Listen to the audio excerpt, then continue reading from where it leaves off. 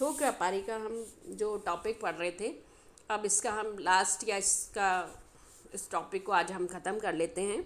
सबसे लास्ट इसमें आता है थोक व्यापारी या मध्यस्थों का उन्मूलन। क्या मतलब मध्यस्थों के रूप में थोक व्यापारी की विशेष चर्चा हमने आज इस टॉपिक में देखी। तो थोक व्यापारी के लिए आज के जो हम बिज़नेस में देखते हैं या आज के जो आधुनिक जगत के में हम देखते हैं, तो ये सामान्य चर्चा का विषय न होकर वाद विवाद विषय का रूप भी लिया जा रहा है। कुछ व्यक्ति कहते हैं कि थोक व्यापारी उत्पादक और उपभोक्ताओं के बीच अनावश्यक कड़ी है, इसलिए इनको जितना जल्दी हो सके हटा देना चाहिए।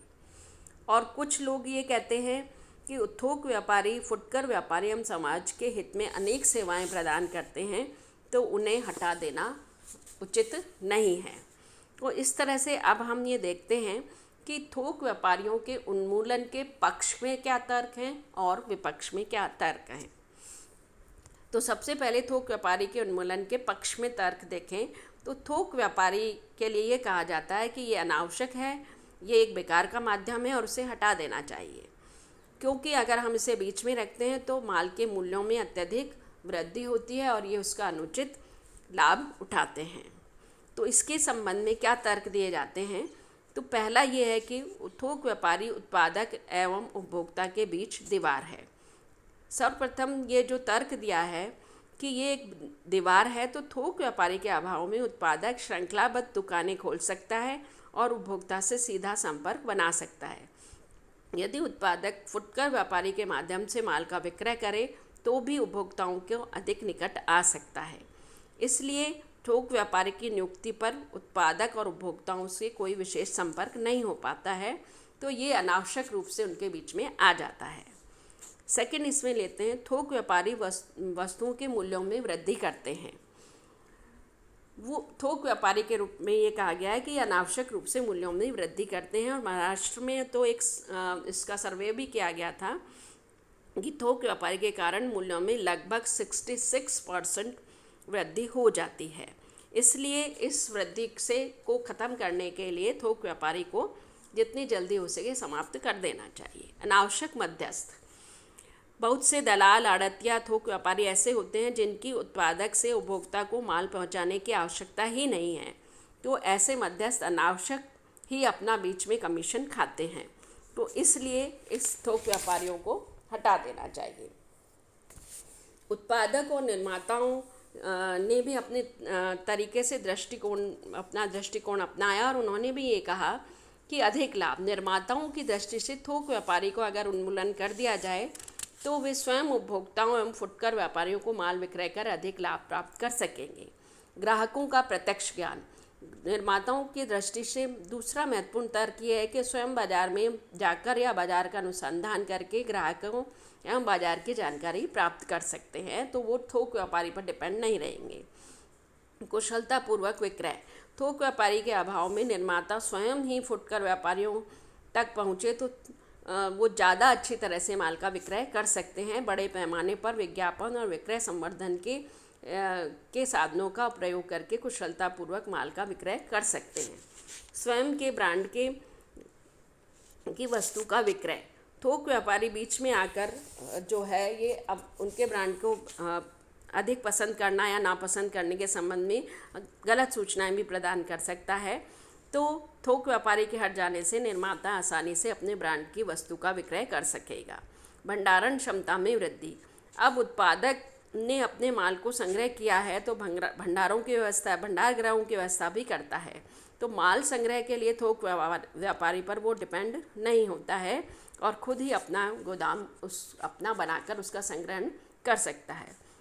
वित्तीय क्षमता में वृद्धि, थोक व्यापारी के पर डिपेंड नहीं होने के कारण आजकल जो निर्माता या संस्थाएं हैं वो बैंकों से लोन लेकर या वित्तीय संस्थाओं से वित्तीय सहायता प्राप्त करके उत्पादकों को अधिक सहायता देने पर तत्पर रहती है। तो कंपनी के प्रारूप में इस तरह के संस्था के वित्तीय सोच पाई जाती है। तो इस तरह से वो उधार विक्रय करना भी अब संभव हो गया है। निर्माताओं की फुटकर व्यापार गृह। आजकल निर्माताओं के कई फुटकर व्यापार गृह जैसे विभागीय भंडार, श्रृंखला भंडार, उपभोक्ता सहकारी भंडार आदि खुलने लगे हैं। डाक द्वारा व्यापार भी करने लगे हैं। ऑनलाइन जो है वो व्यापार भी होने लगा है। इस कारण थोक व्यापारियों का उन्मूलन करना ठीक है।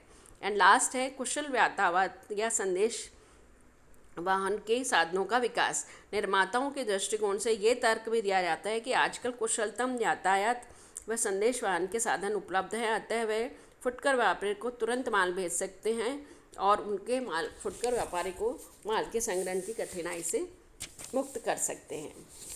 अब फुटकर व्यापारियों ने इसके लिए क्या तर्क दिए हैं? फुटकर व्यापारी ने कहा कि थोक व्यापारी हमेशा जो अनुचित लाभ लेते हैं वो बीच में आकर कम से कम 36% से लेकर 53% तक वो अपना लाभ बीच में कमीशन खाते हैं। थोक व्यापारी फुटकर व्यापारी की आवश्यकता की तुरंत पूर्ति नहीं कर सकते हैं। प्राय ये कहा जाता है कि तुरंत पूर्ति कर दी जाती है, लेकिन अगर प्रैक्टिकली देखा जाए तो थोक व्यापारी तुरंत पूर्ति नहीं करते हैं, इसलिए उसका इतना महत्व नहीं माना जाता है। पर्याप्त कुशल सेवाओं का अभाव। कई थोक व्यापारी कितने ही फुटकर व्यापारियों के व्यापार से संबंधित पर्याप्त सेवाएं भी उपलब्ध नहीं कराते हैं। इसी कारण कई फुटकर व्यापारी थोक व्यापारी से माल खरीदना आवश्यक नहीं समझते हैं और डायरेक्ट ही निर्माता से माल क्रय करना ज़्यादा अधिक पसंद करते हैं या लाभप्रद समझते हैं। अपर्याप्त साख सुविधाएं। प्राय ये कहा जाता है कि थोक व्यापारी जो है वो फुटकर व्यापारी को साख सुविधाएं देते हैं, किंतु वास्तव में थोक व्यापारी साख सुविधाएं कुछ गिने चुने फुटकर व्यापारियों को ही देते हैं, सभी को ये नहीं देते हैं। मुनाफाखोरी एवं जमाखोरी की प्रवृत्ति। थोक व्यापारी फुटकर व्यापारी वर्ग को ये दोषारोपण देते हैं कि वे अपने पास माल जमा करके मुनाफाखोरी करते हैं। वे अपनी इच्छा अनुसार ही माल का विक्रय करते हैं। माल की पूर्ति में कमी आती है तब वे मित्रों और रिश्तेदारों को ही माल का विक्रय करते हैं। परिणाम स्वरूप स्वयं मुनाफाखोरी करने से दूसरों की मुनाफाखोरी को वो प्रोत्साहित करते हैं। एंड लास्ट है विक्रय सेवा के बाद सेवा का अभाव। थोक व्यापारी विक्रय के बाद सेवा देने का आश्वासन देते हैं, किंतु अपने फुटकर व्यापारियों को विक्रय के बाद सेवा प्रदान नहीं करते हैं। फुटकर व्यापारी अपने से व्यापारियों को सेवा नहीं प्रदान करने के साथ ग्राहकों को भी वो सुविधाएं नहीं मिल पाती है, जिसके कारण ग्राहकों को धोखा होता है। तो उपयुक्त तर्कों से ये स्पष्ट होता है कि एक थोक व्यापारी को आधुनिक बाजार में कोई उसका महत्वपूर्ण स्थान नहीं है। ऐसी स्थिति में उन्हें हटा देना ही उचित है, किंतु अभी भी हम इस निष्कर्ष पे पहुंचने से पहले हम उसके विपक्षों पर भी तर्क देख लेते हैं।